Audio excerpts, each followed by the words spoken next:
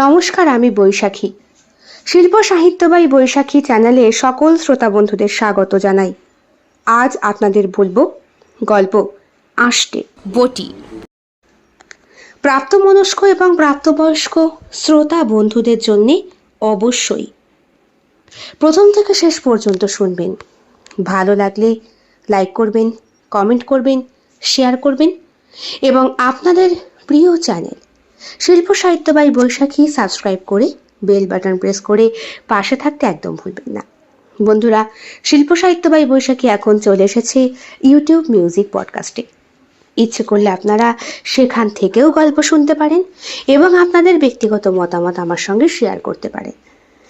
আজ আপনাদের বলবো গল্প আষ্টে বটি। সম্পূর্ণ প্রাপ্তবয়স্ক শ্রোতা বন্ধুদের জন্য গল্প পাঠ এবং গল্প লেখায় আমি বৈশাখী বিশ্বাস দেবনাথ। জমিদার বাবু হরেন্দ্রর স্ত্রী মারা গিয়েছে মাস 6 হলো। 3 নম্বর পক্ষের বউ।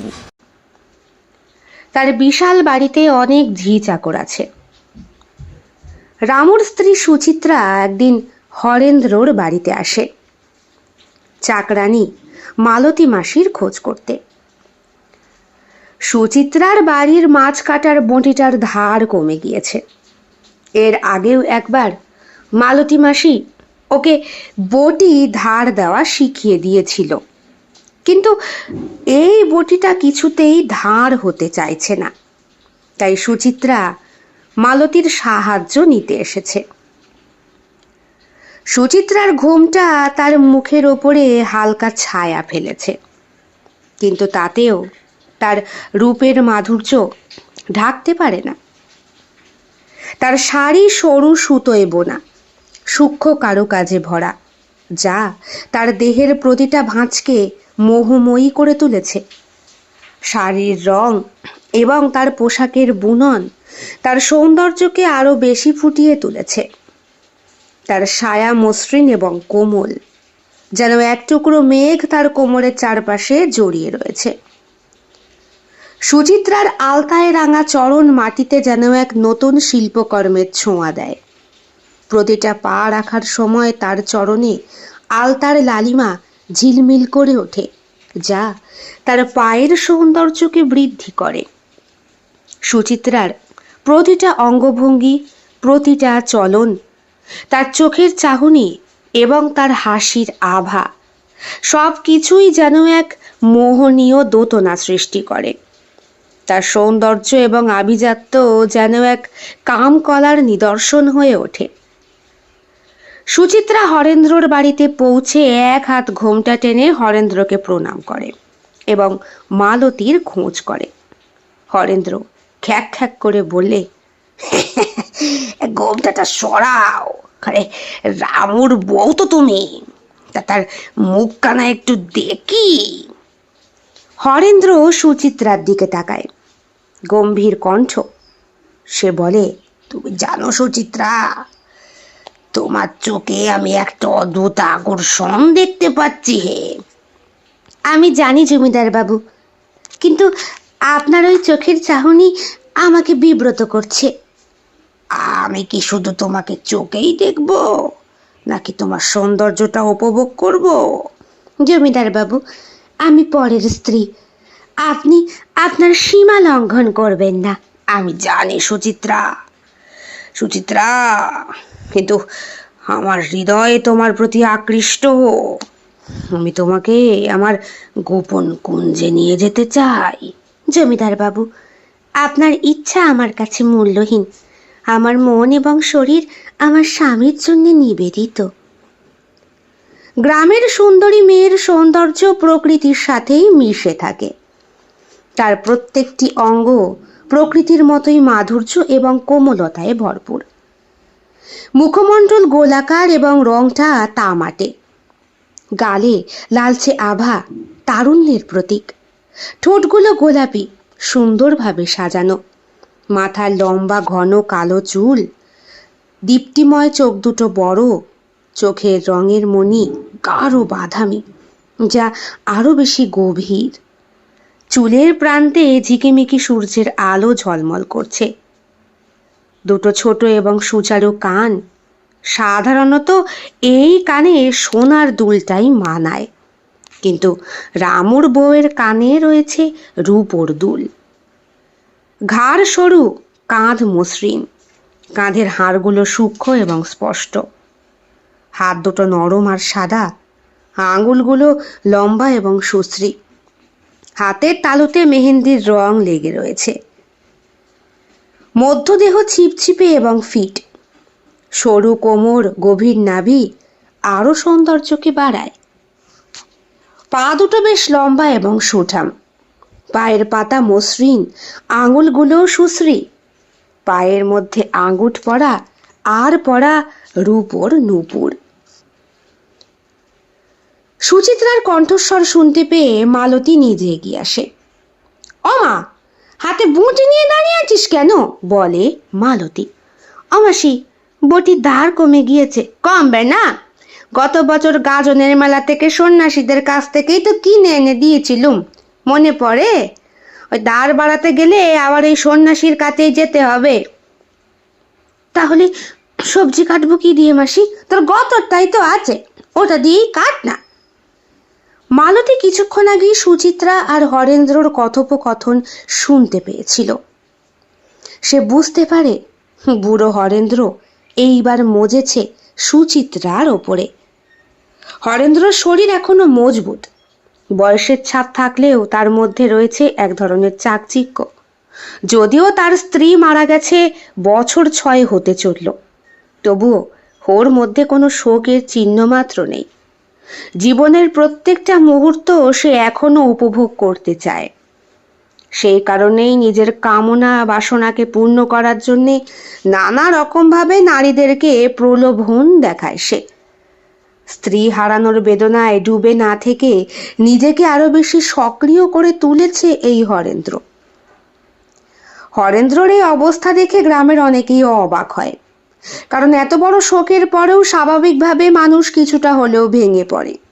কিন্তু হরেন্দ্রর মধ্যে কোনো দুর্বলতাই নেই, বরং তার চোখে মুখে সবসময় এক ধরনের উদ্দাম এবং উচ্ছ্বাস দেখা যায়। রামু সুচিত্রার স্বামী গ্রামের এক সাধারণ চাষি। প্রত্যেক দিন সূর্যোদয়ের সাথে সে মাঠে যায়, জমিতে কাজ করে। সূর্যাস্তের পর ক্লান্ত দেহ নিয়ে বাড়ি ফেরে। তার স্ত্রী সুচিত্রা সুন্দরী এবং বয়সটাও তার অল্প। রামুর সংসার পরিপূর্ণ এবং শান্তিময়। সুচিত্রার সৌন্দর্য আর কঠোর পরিশ্রম তাদের জীবনধারার মধ্যে এক সুন্দর সামঞ্জস্যতা বজায় রেখেছে। গ্রামের চাষি ছেলেদের শারীরিক গঠন সাধারণত কঠোর পরিশ্রম জীবনধারার প্রতিচ্ছবি। তাদের শক্তপোক্ত হাত, তাদের মধ্যদেহ ছিপছিপে এবং শক্তিশালী, পেট ও পিঠের মাংসপেশি দৃঢ়, ভালোভাবে গঠিত হয় তারা। জন্ম থেকেই মাঠে ঘাটে বড় হওয়ার জন্যে তাদের চুলগুলো সাধারণত ছোট এবং শক্ত হয়। রোদে কাজ করার জন্য চুলে মাটি লেগে থাকে সর্বত্র। চোখে অসম্ভব ক্ষিপ্র এবং সতর্ক চাহনি। চোখের রং গাঢ় কালো। চোখের চারপাশে সূর্যের তাপ এবং ধুলোর কারণে হালকা কালি বা রেখাও পড়ে। কাঁধ বেশ শক্তিশালী মজবুত হয়। চওড়া কাঁধ আর মাংসপেশি ভালোভাবে গঠিত হয়, যাতে এরা ভালোভাবে কাজ করতে পারে। গ্রামের চাষি ছেলেদের মুখমণ্ডল সাধারণত চওড়া এবং মজবুত হয়। মুখে সূর্যের তাপের কারণে রোদে পোড়া ভাব থাকে। চোয়াল দৃঢ়, গাল শক্ত, আর গালে ঘামের ঝাপসা লালচে আভা। এমনিতেই সুচিত্রাকে নিয়ে খুব ভালোই সংসার করছিল সে।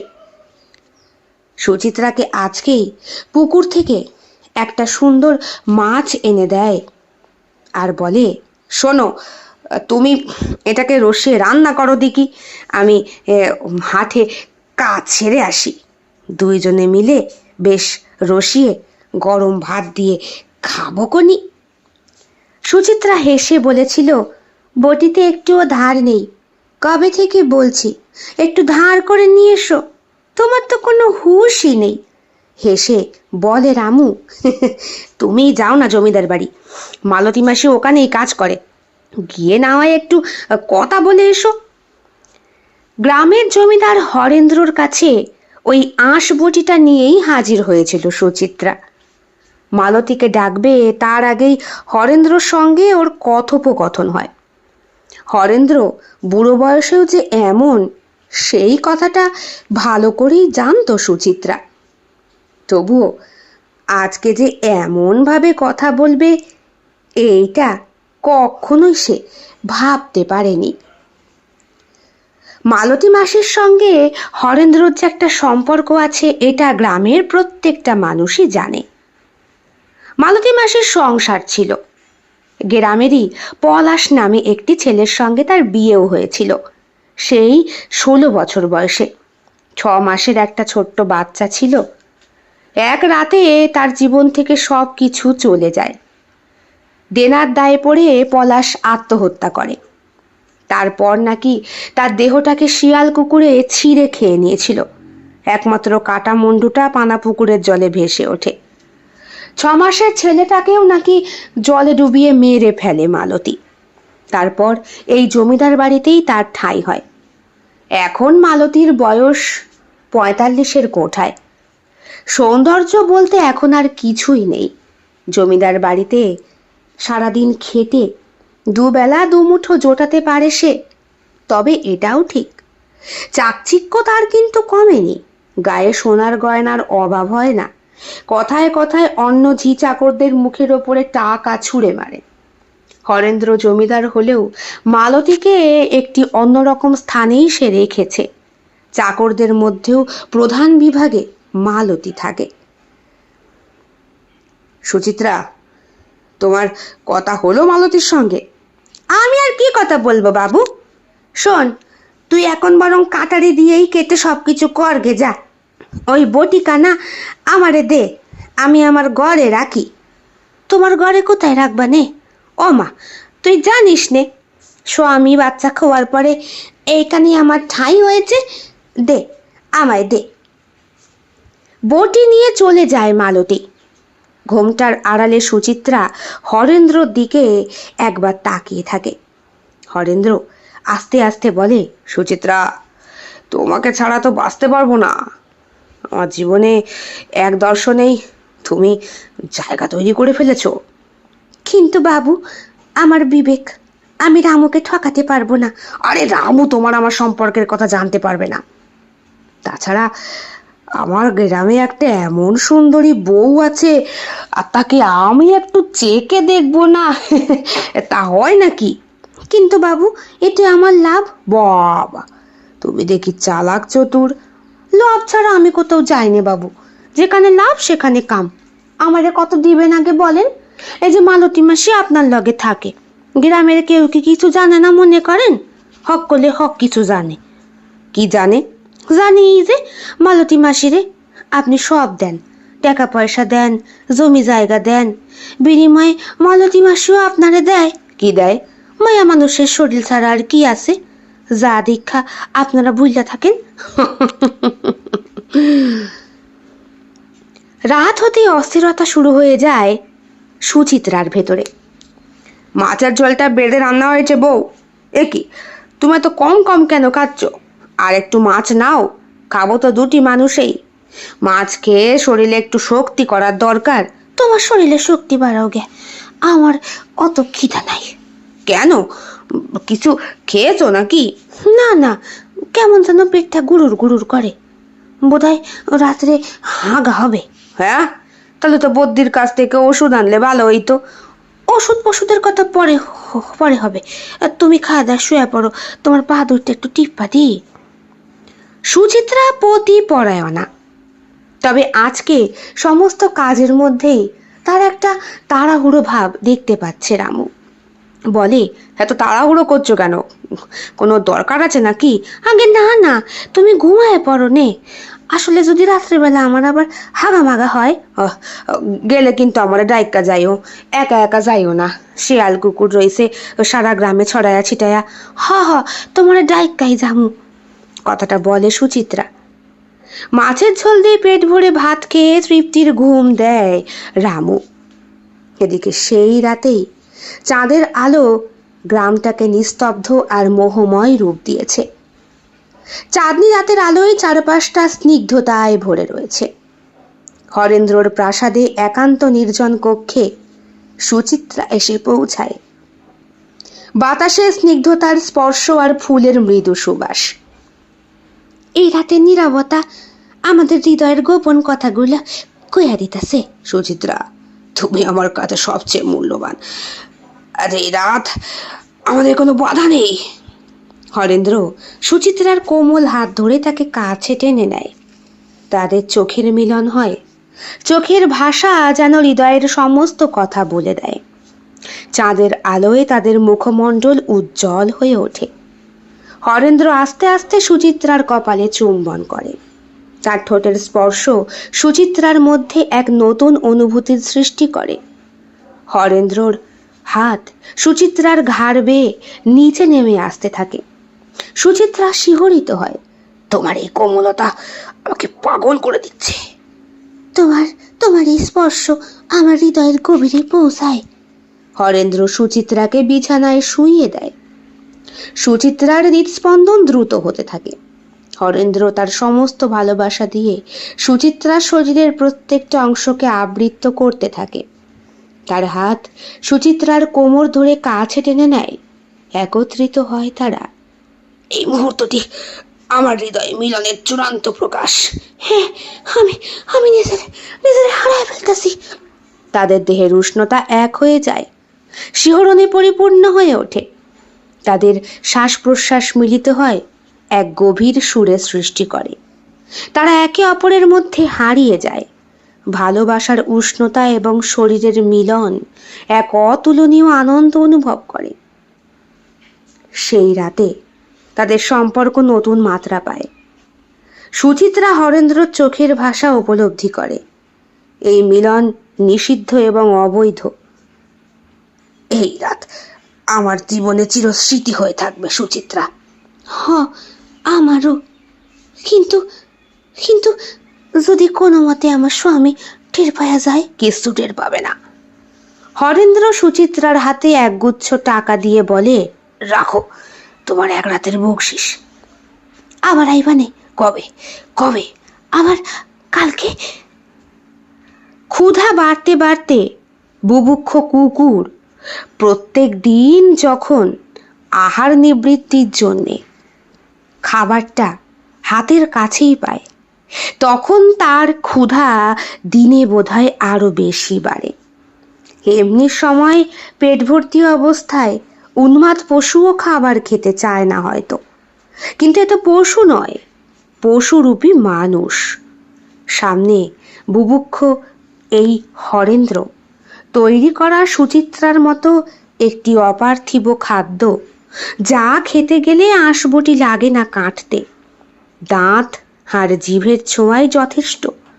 সুচিত্রাকে আঁকড়ে ধরে তার কোমল পুষ্পের মতো ঠোঁট দুটো কামড়ে দিয়ে হরেন্দ্র বলে, কখন? আবার কখন? বিছানা থেকে হঠাৎ করে ঘুম ভেঙে যায় রামুর। সুচিত্রা, ওহ, হাঁকতে গেল নাকি? এই তো আমি। হে কি, কোথায় গিয়েছিলে? বললাম না পেটটা ভালো নাই। ভাগ্যিস সময় মতো সুচিত্রা চলে এসেছিল, না হলে প্রথম রাতেই যদি রামুর ঘুমটা ভেঙে যেত তাহলে তো বিপদ। তুমি শুয়ে পড়ো নে, পা টিপা দিমু? আরে না, পা টিপতে হবে না, তুই শুয়ে পড়ো। শরীর যখন এত খারাপ লাগছে, আমি না হয় সকালবেলা বৈদ্যকে ডেকে দুটো ওষুধ আনিয়ে নেবো খনি। হবে খন, শুয়ে পড়ো দেখি, পাটা টিপা দি। লক্ষ্মীমন্ত স্ত্রীকে কোনো কিছু শিখিয়ে দিতে হয় না, জানে রামু। সুচিত্রাকে বিয়ে করে আনার পর থেকেই তার দেহ, মন, সংসার সব কিছু সুখের সাগরে ভরে গিয়েছে। আজকে সুচিত্রা একটু বেশি করছে না? রামু মনের ভেতর থেকে ওই সব উল্টোপাল্টা চিন্তাকে দূরীভূত করে। পরের দিন সকালে উঠতেই রামু ঠাকুর মূর্তির পেছনে কিছু একটা দেখতে পায়। হাত দিতে যাবে এমন সময়, ও কি, চান করো নাই? ঠাকুর মন্দিরে হাত দাও কেন? হো, তোমার স্নান হয়ে গেছে? রাত্রেই করছি, আবার সকালে। সারা গায়ে জ্বলন ধরে যে, চুলকায়। ওমা, এ তো সাংঘাতিক কথা, ডাক্তার দেখাতে হবে তাহলে। রাখো তো তোমার ডাক্তার, কিচ্ছু হইবে না, আজ রাতে সব ঠিক হয়ে যাবে। সুচিত্রা বলতে পারে না তার স্বামী রামুকে। জীবনে প্রথমবার পরপুরুষের কাছে এসে গিয়েছে, বিছানায় শুয়েছে। বিবেক বলে একটি বস্তু আছে তো, তাই ভেতর থেকেই সেটা দংশাচ্ছে তাকে। বারবার নিজের গা ধুয়ে সেই জ্বালা মেটানোর চেষ্টা করছে সুচিত্রা, কিন্তু কিছুতেই যে কিছু হবার নয়। পরের 3টে রাত বেশ ভালোই কাটে সুচিত্রার। পরপর 3 রাতে অনেকগুলো টাকা। চতুর্থ রাত্রিবেলা খেতে বসে এসে রামুকে বলে, তুমি তুমি আমারে টাকা আইনা দিতা, তা আমি গুচ্ছের টাকা জমাইছি, আমারে ঝুমকা কানের দুল গড়ায় দিবা? সোনার তো অনেক দাম, অত টাকা আমার মতো গরিব চাষি দিয়ে পাবে? তুমি তো বোঝো। তাছাড়া তোমারও দিতে পারলে তো আমারই সুখ, তুমি হইলা গিয়া আমার ঘরের গৃহলক্ষ্মী। কথা না বাড়িয়ে সুচিত্রা কাপড়ের আঁচলের ফাঁক থেকে টাকার নোটগুলো বার করে দেয়। প্রত্যেকটা 500 টাকার চকচকে নোট। রামুর খাওয়া বন্ধ হয়ে যায়। সুচিত্রা বলে, দেখছো কত টাকা? হ্যাঁ দেখছো, আমি আমি মা লক্ষ্মীর কাছে বর চাইছিলাম, হ্যাঁ মা লক্ষ্মী আমার কথা শুনছে। দেখছো টাকা কেমন 10 গুণ হয়ে গেছে। তুমি কইতেছিলা না মা লক্ষ্মীর মূর্তির পেছনে কি ওই গইলা হাত দিতে গেছিলা না, ওইখানে টাকা রাখছিলাম। কও কি, মা লক্ষ্মীরে টাকা দিলে টাকা মা লক্ষ্মী ডবল কইরা দেয়? দিছে তো, দেখতেছো না? রামু হাসে, আমার সঙ্গে ঠাট্টা করছো? কষ্ট করে নিজে না খেয়ে খেয়ে জমিয়ে এখন এই করছো? দাও আমি ঝুমকো নিয়ে আসবো। সত্যি আমার সুইয়া খাও? নিয়ে আসবো। একটা গরু কেনারও দরকার, লাঙলও লাগবে। সব হবে নে, সব হবে, গুইনা দেখো। রামু টাকাটা আর গোনে না, খেয়ে উঠে বেরিয়ে যায়। সোজা চলে যায় সোনার দোকানে। সেইখানে গিয়ে ছোট্ট ছোট্ট সোনার দুল 2টো কিনে নিয়ে আসে। তখনই সোনার দোকানদারকে টাকা দিতে গিয়ে রামু বুঝতে পারে 1টা 2টো টাকা নয়, অনেকগুলো 500 টাকার নোট। এবং সোনার কানের দুলটার দামই যেখানে নিয়েছে 15,000 টাকা। আরও টাকা রয়েছে। মা লক্ষ্মী কি তাহলে ভর করলো ওর বাড়িতে?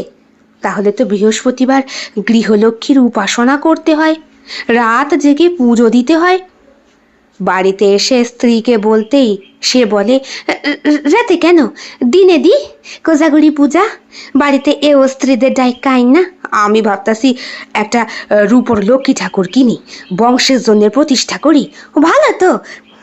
শোনো, আমার মা লক্ষ্মী পূজার দিন আঁশ খাইতো, আঁশ বটিখান আছে? আছে, ধার দিতে হইবে গাজনের মেলায় সন্ন্যাসীদের কাছে। ঠিক আছে, যা আছে তাই দেয়াই হবে নে। বৃহস্পতিবার দিন গ্রামের এও স্ত্রীদের ডেকে পুজো অর্চনার বন্দোবস্ত করে সুচিত্রা আর রামু। নিমন্ত্রিতদের লিস্টে মালতী আর হরেন্দ্র ছিল। হরেন্দ্রর মুখের বৈশাচিক হাসিটা সেই দিন রামুর দৃষ্টি এড়ায়নি। পুজো মিটে যেতেই সন্ধেবেলা ক্লান্ত শরীরে বিছানায় এলিয়ে পড়ে রামু। পুরোহিত এসেছেন, নগদ 500 টাকা নিয়ে গিয়েছেন প্রণামী। তাছাড়া রূপোর ঠাকুরটাও বেশ সুন্দর। শুধু বলল রামু, মূর্তিটা ছোট হয়ে গেছে, এই মূর্তির পেছনে টাকা রাখলে টাকা বাড়বো? নিশ্চয়ই নিশ্চয়ই বাড়বো। আজ রাইতে আমার যাইতেই হবে। কোথায়? ও কিছু না, তোমার তোমার শুনতে হবে না। আমি উপাসনা করি তো, তাই আজ রাতে জায়গা থাকতে হবে। তুমি জানো না মা লক্ষ্মীর পূজার দিন রাত জায়গা থাকতে হয়? সে তো সেই দুর্গা পুজোর সময় যেই লগ্ন পড়ে তখন কোজাগরি। না না, এখনো করতে হয়। রামু স্ত্রীর কথার কোনো মানে বোঝে না। সে বলে, সেই দিন মালতী মাসিরে কইছিলা বড়িটা ধার দেবার লগে? হ, গেছিলাম, জমিদার বাবুর সঙ্গেও দেখা হয়েছে, কথা হয়েছে। মালতী মাসি কইলে ওর বাড়িতেই বটিখানা রাখা আসতে, আমি বরং গিয়া নিয়ে আসি। ঠিক আছে, যাও। স্ত্রী বেরিয়ে যেতেই রামু তার পেছন নেওয়া শুরু করে। কি এমন ব্রত করে তার আদরের স্ত্রী সুচিত্রা? তারা তারা নোট চলে আসছে, টাকা চলে আসছে। দিনের পর দিন সুচিত্রার আচরণে অদ্ভুত কিছু একটা লক্ষ্য করেছে রামু। স্নেহময়ী স্ত্রী আজকাল বেশিরভাগ সময় রাত্রেবেলা ঘুমের ঘোরে তার খোঁজ পাওয়া যায় না। সেই দিন ঘর থেকে বেরোনোর পর রামু চুপচাপ অনুসরণ করে তাকে। জ্যোৎস্নার আলোয় ভরপুর চারিদিক। সুচিত্রা সরু গলি পার হয়ে গ্রামের জমিদার হরেন্দ্রর রাজপ্রাসাদের দিকে এগিয়ে যায়। রামুর সন্দেহটা গাঢ় হয়। প্রাসাদের গেটের বাইরে এসে সুচিত্রা গোপন দরজা দিয়ে ভেতরে প্রবেশ করে। সেখানে মালতী মাসি দাঁড়িয়েছিল। রামু কিছুটা দূর থেকে হলেও লক্ষ্য করে। প্রাসাদের অভ্যন্তরে হরেন্দ্র এবং সুচিত্রা একে অপরের বাহুডোরে আবদ্ধ হয়। রামুর চোখে অশ্রু এসে পড়ে। তার স্ত্রীর ভালোবাসার, তার সাথে এমন অবৈধ সম্পর্কে ব্যথিত হয় সে। আমি কি দেখতেছি? শেষ পর্যন্ত হরেন্দ্র! হে কেমন পরিহাস ভাগ্যের ভগবান! লক্ষ্মী আমার ঘরে এমন কইরা কেন আইলো? রামু নিজের চোখের সামনে সুচিত্রাকে অন্য পুরুষের শরীরে লেপ্টে থাকতে দেখে সহ্য করতে পারে না। তার মন চূর্ণ বিচূর্ণ হয়ে যায়। সে বোঝে তার জীবনটা মিথ্যে হয়ে গিয়েছে। কষ্টে সে সিদ্ধান্ত নেয়, না, আমি আর এই জীবন রাখবো না। লক্ষ্মীরে গলায় জড়াই আমি মরবো। চুপচাপ প্রাসাদ থেকে বেরিয়ে যায় রামু। নির্জন গাছতলায় গিয়ে বসে থাকে। চোখে বারবার ভেসে ওঠে সুচিত্রার সেই প্রতারণার দৃশ্য। সেই মুহূর্তে ওর পুরো জীবনটা ম্লান হয়ে যায়। সে অনুভব করে বেঁচে থাকার কোনো মানেই হয় না। সুচিত্রা, তুমি আমার এমনভাবে কষ্ট দিলা। তোমার এই প্রতারণার বোঝা আমি আর সহ্য করতে পারতাছি না। কি দেই নাই তোমারে? যা চাইছো তাই দিছি। কয়টা টাকার বিনিময়ে ওই টাকা রোজগার কইরা সোনার দুল তো তোমারে আমি গড়াইয়া দিতাম সুচিত্রা। কথাও দিছিলাম। কি দরকার ছিল হরেন্দ্রর প্রলোভনে পইরা জীবনটারে নষ্ট করার? রামু নিজের সুখের স্মৃতিগুলোকে মনে করার চেষ্টা করে, কিন্তু বারবার সুচিত্রার প্রতারণা দৃশ্যটা তার চোখে ভেসে উঠছিল। রামু নিজের জীবনের শেষ রাতটিকে শান্তিপূর্ণ করতে চায়। পরিত্যক্ত গাছের নিচে বসে মনের মধ্যে প্রত্যেকটা স্মৃতি খুঁজে বেড়ায় সে। তার হাতে দড়ি এসে ঠেকে। সুচিত্রা, তোমার প্রতি আমার ভালোবাসা অকৃত্রিম ছিল, কিন্তু তুমি আমার এই ভালোবাসারে চুরমার কইরা দিছো। আমি আর সহ্য করতে পারতাছি না। রামু সেই গাছের নিচেই দড়ি বেঁধে আত্মহত্যা করে। তার চোখ থেকে শেষ পর্যন্ত অশ্রু বেরিয়ে আসে। আকাশের দিকে তাকিয়ে শেষবারের মতো জীবনের ভালো মুহূর্তগুলোকে মনে করার চেষ্টা করে সে। ভালো থাইকো সুচিত্রা, আমি তোমারে কোনো কষ্ট দিব না। রামু ধীরে ধীরে পা সরিয়ে দেয়। দড়ির ফাঁসে তার দেহ ঝুলে পড়ে। জীবনের প্রত্যেকটা কষ্ট এবং যন্ত্রণা মুহূর্তে শেষ হয়ে যায়। গভীর রাতে সুচিত্রা প্রাসাদ থেকে ফিরে এসে রামুকে খুঁজে পায় না। ভোরবেলায় নিম গাছের নিচে রামুর মৃতদেহটা আবিষ্কার হয়। রামু, আমারে সাইরা চইলা গেলা কেন? কান্না করে ওঠে সুচিত্রা। হরেন্দ্রর সঙ্গে অবৈধ সম্পর্কের কিছু কিছু আঁচ ছড়িয়ে পড়েছিল গ্রামে। সুচিত্রা যে রাত্রে হরেন্দ্রর কাছে আসে, এই কথাটা মালতী ছড়িয়েছিল। তাহলে মা এই দিন পুজো দিলে লক্ষ্মীর, মা লক্ষ্মী এমন করে তোমার সঙ্গে উপহাস করলো? তোমার স্বামী গলায় দড়ি দিয়ে আত্মহত্যা করেছে। 3 দিনের কাজ, মানবে তো? সুচিত্রা হ্যাঁ বলে। মালতী মাসি এসে ওর শাঁখা পলা ভেঙে দেয়, মুছে দেয় ওর মাথার সিঁথির সিঁদুর। 3 দিনের কাজ মেটার পর জমিদার হরেন্দ্র আসে সুচিত্রার বাড়ি। সুচিত্রার পরনে তখন সাদা শাড়ি। রং মুছে গিয়ে সুচিত্রাকে কেমন যেন বুড়ো বুড়ো লাগছে। হরেন্দ্র চোখে মুখেও একটা অস্পষ্ট ভাব। আচ্ছা সুচিত্রা, ওটা কথা বলার জন্যে তোমার আঙিনায় আমার আশা। কদিন ধরে উপলব্ধি করছি আমার আশেপাশে রামু বোধহয় হাঁটা চলা করে। আমি ওর আত্মার উপস্থিতি বুঝতে পারি। এ আমার জীবনে কেমন অশান্তি বলো তো। বউ মরেছে আর 6 বছর হলো, কই কখনো তো এমন আত্মা দেখিনি। আমার বউটাও তো গলায় দড়ি দিয়েই মরেছিল। তারপরেও মালতী মাসি সঙ্গে এসেছিলেন হরেন্দ্র। বয়স হয়েছে বলে হরেন্দ্রকে তিনি একা একা ছাড়তে রাজি হন না। বললেন, আমি কইতাছি জমিদার বাবু, তান্ত্রিক বাবার কাছে গেলে একটু হয় না? আমার মনে হয় সুচিত্রার বটটা ময়রা ওর আত্মা ভূত হইছে, ওই আপনারে গিয়া ভয় দেখাইতাছে। সত্যি সত্যি বলছো? গেলে উপকার হবে? হয়তো হয়তো হইতে পারে। তান্ত্রিকের কাছে হরেন্দ্র, সুচিত্রা আর মালতী গিয়ে পৌঁছায়। এই আত্মার শান্তি লাভের জন্য তোমাদের একটা কঠিন সিদ্ধান্ত নিতে হবে। রামুর আত্মাকে যদি শান্তি দিতে চাও তাহলে বলি দিতে হবে, অন্যথায় এই আত্মা চিরকাল অশান্তি থাকবে। কিন্তু কি বলি দেব আমরা? প্রাণ, আর একটা প্রাণের বলি চাই, তবেই মুক্তি পাবে সে। রামু নিম গাছে আত্মহত্যা করেছে। আত্মহত্যা করার আগে ওই বড় পাটের দড়িটা সে ওই আঁশবটি দিয়ে কেটেছিল। তার মৃত্যুর রহস্যের জন্য আঁশবটিটাও কিন্তু জড়িত।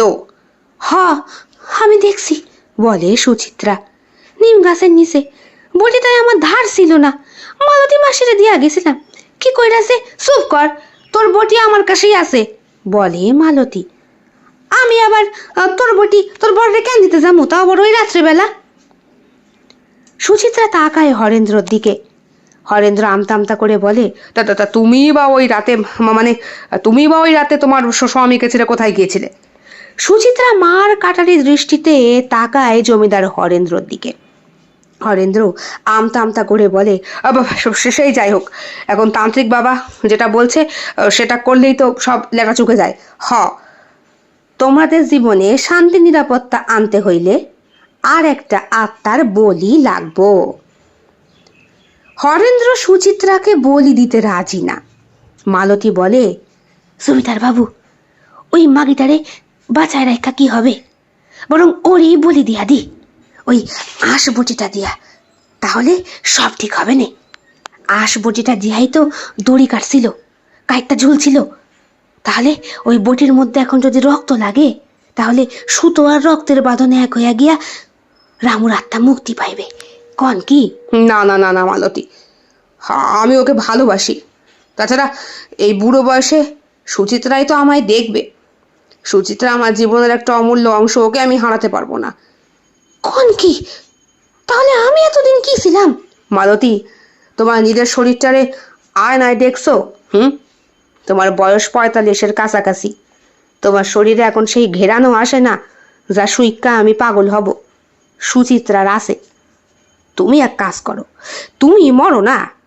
মালতীর বুকটা কেঁপে ওঠে। সে বলে, স্বামী বেটারে খুয়ায়া আমার আর বাসনার লগে কিছুই নাই। ঠিকই কইছেন, আমি বরং মহিরা আর একটা আত্মার মুক্তি দিই।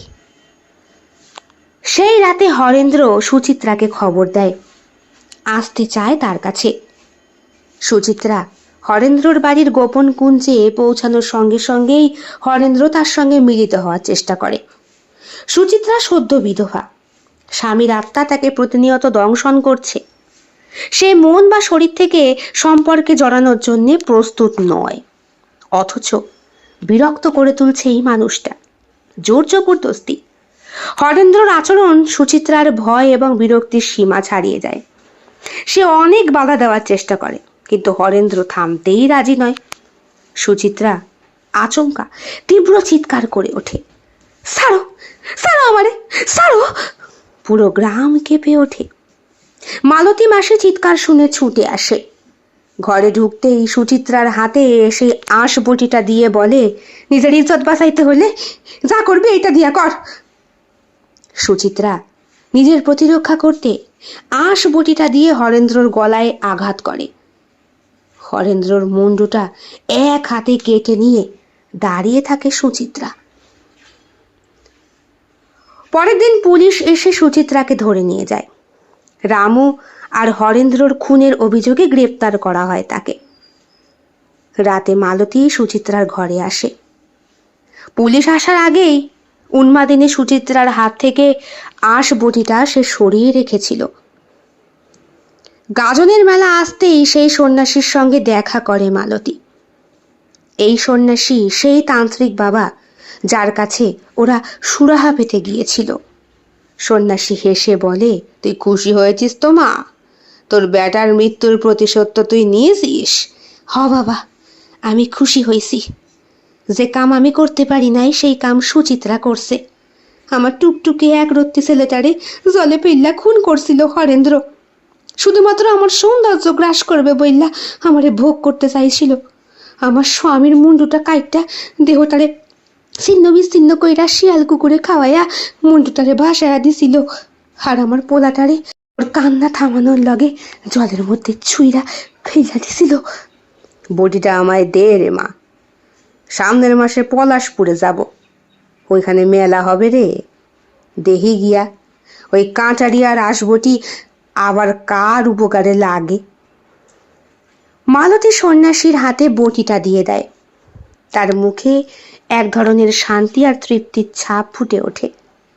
এতদিন ধরে যে প্রতিশোধের আগুন তার বুকে জ্বলছিল, আজ তা নিভে গিয়েছে। সন্ন্যাসী বটিটা নিয়ে চলে যায় যেখানে এখন লেগে রয়েছে হরেন্দ্রর গলা কাটার রক্তবিন্দু। তবে এইটা লক্ষ্য করে না নিজে মালতী। রক্তবিন্দুটা তখনও শুকিয়ে যায়নি। সন্ন্যাসী বারবার বলে দিয়েছিল, এই বটিটাই একদিন তোর স্বামীর মৃত্যুর প্রতিশোধ নেবে, তবে মৃত্যুর প্রতিশোধ নেওয়ার আগে হাত বদল হবে। তোর হাতে হরেন্দ্রর মৃত্যু নাও হতে পারে।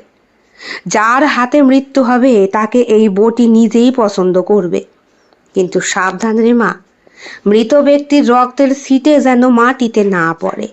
যদি পড়ে সেইখান থেকে বিষ বৃক্ষ জন্মাবে, যার ফল খাইলে সেই ব্যক্তিও মৃত মানুষের চরিত্র পাইবে। আর একখানা নরপিশাচরে হত্যা করতে গিয়া শত সহস্র নরপিশাচের জন্ম হইবে। তখন এই একখানা আঁশ বটি দিয়া কিন্তু কোনো কাম হবে না।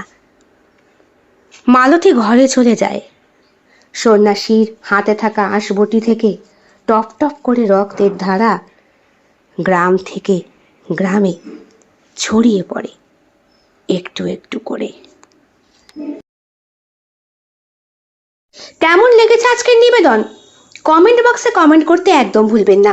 ভালো লাগলে অবশ্যই লাইক করবেন, শেয়ার করবেন এবং আপনাদের প্রিয় চ্যানেল শিল্প সাহিত্য বাই বৈশাখী সাবস্ক্রাইব করে বেল বাটন প্রেস করে পাশে থাকবেন বন্ধুরা।